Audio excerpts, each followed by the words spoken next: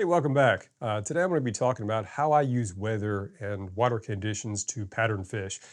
These conditions give indicators as to where fish are located, which in turn gives actionable intel as to whether the fish are likely roaming on their normal feeding grounds or in deep channel sanctuary. This information is really critical for me in the winter when I'm targeting migrating jumbo striped bass. That's because I really only get the month of March, and then it's illegal in Maryland to target them, so I have to make the most of these opportunities.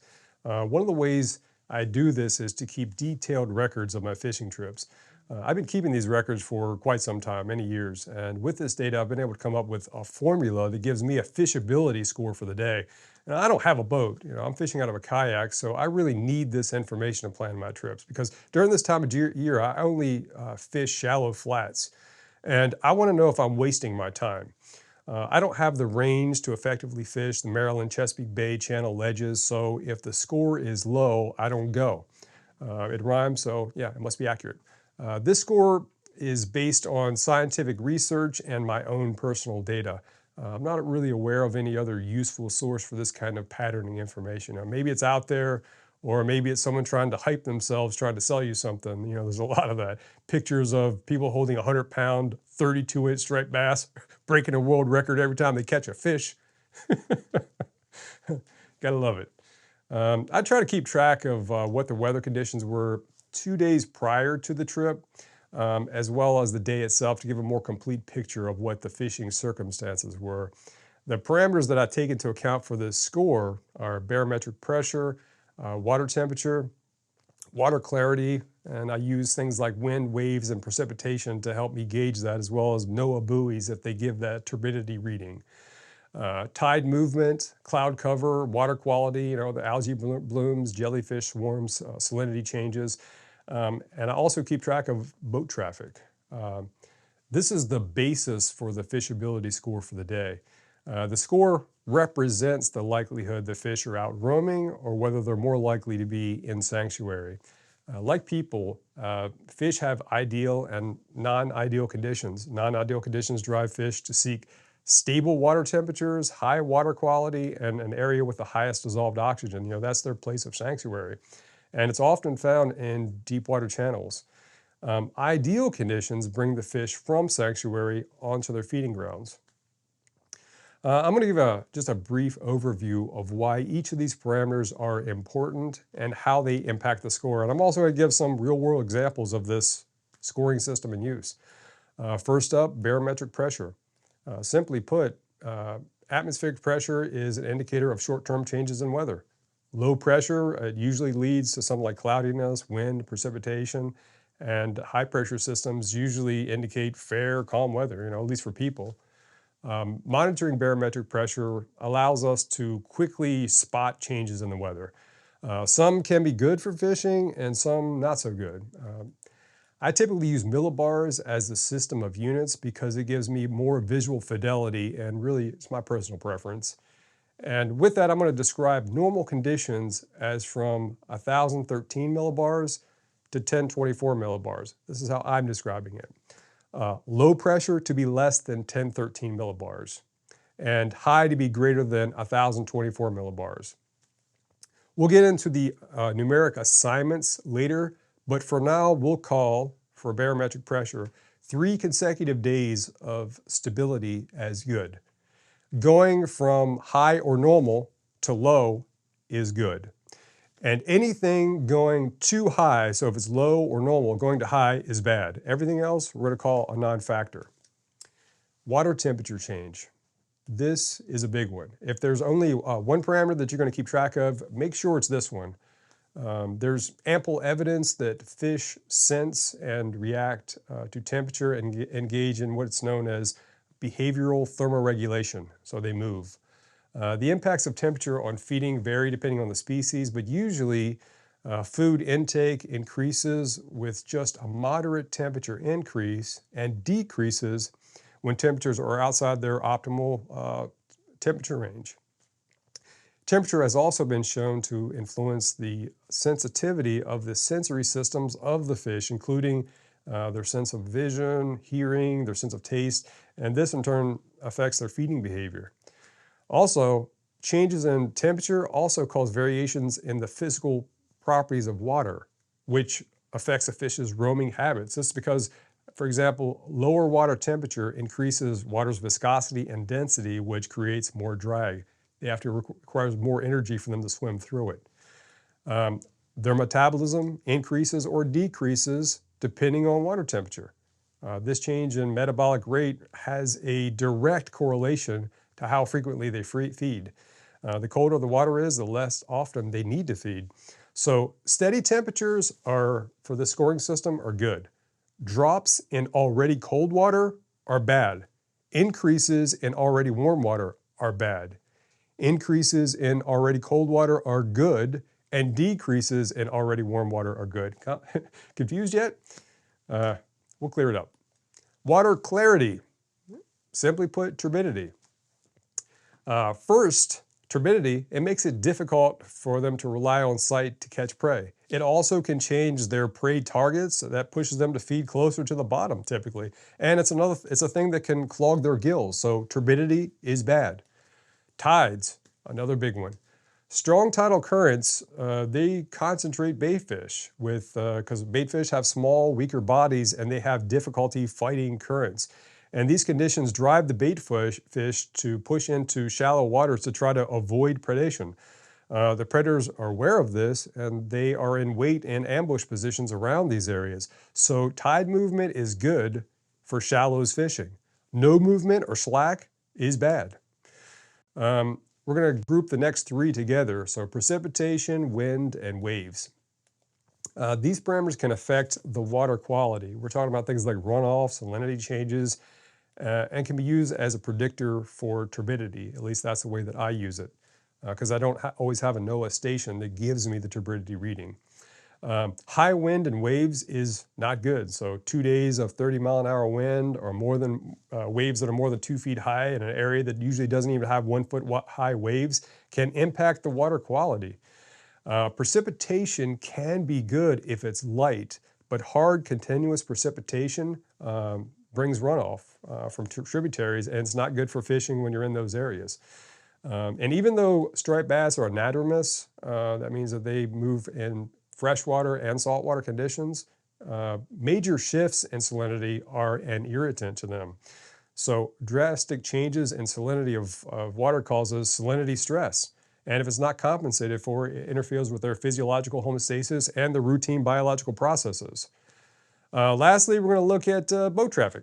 It's not a weather condition, but it is important. I keep track of this as a lot of boat traffic over shallow areas frightens large striped bass and can keep them away for hours at a time. And it's also an indicator of fishing pressure, which can reduce fishing potential. Who wants that? Now on to the fishability score. All days start with a score of 5. Then the conditions themselves add or subtract from that score to give us the total. So first up, we'll talk about barometric pressure. If we're starting off at high or low, so if the week or this 3-day period starts off from high or low, then we move to normal, that's a score that adds 0. If we go to high, then high, 0. If we go to high, then low, that's a 1, we're adding 1. If it's normal, steady, normal condition for 3 days in a row, it adds 1. If we go from normal to low, that's 1.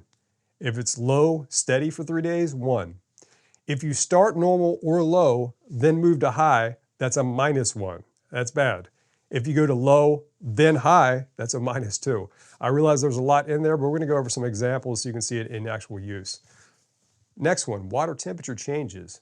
So if the average temperature over 3 days drops 3 degrees Fahrenheit in already cold water, that's a bad. That's a -1. If in already cold water, the temperature drop of more than 4 degrees in 1 day, that's a -2. If it's steady temperature or an increase of 3 degrees over 3 days, that's good. That's a +1. Everything else, non-factor. If the water is already on average warm and the average temperature over 3 days increases 3 degrees Fahrenheit, that's a -1. That's bad. If the temperature increases more than 4 degrees in 1 day, that's bad. That's a -2. If it's steady or it decreases 3 degrees over 3 days, in already warm water, that's good. That's +1. Everything else, non-factor. The next parameter is water quality. Simply put, clear conditions, I'm calling a non-factor. Moderate turbidity, -1. High turbidity, -2. Tide, we talked about it earlier. No tide movement is bad, that's a -1. Small movement relative to the average of the area is a +1. Large movement relative to the average movement in the area, that's really good, +2. Cloud cover, if it's sunny outside, I call that a non-factor, 0. Cloudy, +1. Grouping some together, wind, waves, precipitation, we're looking for potential changes to the stability of water quality. So if it's stable for all these, low winds, waves, no precipitation, that's a 0, non-factor. The start of light precipitation in one of the days, if it's the day you're going out to fish, that's good, that's a +1. High precipitation for all 3 of those days, -1, especially if you're at the mouth of a tributary. High wind and waves, -1, 20 miles an hour or greater. On to the last parameter, boat traffic. If it's high boat traffic, that's a -2. If it's moderate boat traffic, it's -1. And if it's low, non-factor, 0. A total score of 5 or less indicates the fish are more likely to be in sanctuary or near sanctuary. A score of greater than 5 indicates the fish are more likely to be roaming their feeding grounds. So let's take a look at some actual examples. So what you see here is we have 3 days lined up. We have 2 pre-fishing days and the days that I actually fish. This is an actual trip. So you can see the water temperature was stable for all 3 days at 44 degrees. And then if you're looking over at the wind speed, you see the days before I fish, it was 25 miles an hour and 20 miles an hour, which probably tells you why I wasn't fishing those days. But the day I actually fished, it was 10 miles an hour. So that's still not good. That's a -1. And then if you look at the barometric pressure, the average is 1013, which was low. And then the day 2 goes up to 1017, normal. And then day 3 is 1032, which is high. So really what I'm saying is that's going from low to high, which is the worst barometric pressure condition. That's a -2. Cloud cover, there was none, so non-factor. Water clarity was high. Precipitation, no precipitation. The other thing, tide movement was low. I would just happen to go out during a slack period. That's a -1. Water quality was high. Boat traffic was moderate. Moderate boat traffic is not great. That's a -1. The total score that I got for the day is a 1. How many fish did I catch on that day? 0. No, thank you. Let's look at the next trip. This is again over 3 days. 2 days that I didn't fish, 1 day I did fish. You see that the water temperature was relatively stable. We also had 2 days of high wind speed, which is probably why I wasn't fishing those days. And then the day that I actually fished, it slowed down. That's still a -1. If you look at the barometric pressure, it was stable for all 3 days. That's good. That's a +1. Cloud cover, no. Water clarity, high. Precipitation, no. The tide had great tide movement that day. So that was a +2. Water quality, high. Boat traffic, low. Total score, 8. That's great. How many fish did I catch? 24. So I think on that day I also caught 2 giant striped bass as well. So really good day.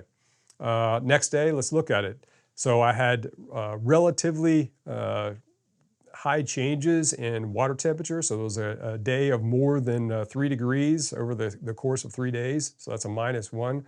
The wind speed for those days wasn't high enough to categorize it as negative. So that was a 0. The barometric pressure went from low to high. That's a -2. No cloud cover, high clarity, no precipitation. The tide movement was moderate. That's a +1. Water quality high, boat traffic low, but the total score for the day was 3. How many fish did I catch? 0. And the final day that we're going to look at was probably one of my better days fishing of all time. And let's look at the score. The water temperature was relatively stable. That's a +1. Wind was relatively stable. That's a 0. Barometric pressure remained pretty much steady at normal conditions. That's a +1. It wasn't cloudy, water clarity high, no precipitation. The tide movement was high, +2. Water quality high, boat traffic low. The total score was a 9. How many fish did I catch that day? Over 200. I could have caught more if I wanted to. So pretty good day. This isn't a perfect system. For example, it can't take into account the last time the fish were out foraging. Generally speaking, fish feed more often in ideal water conditions and feed less in non-ideal water conditions.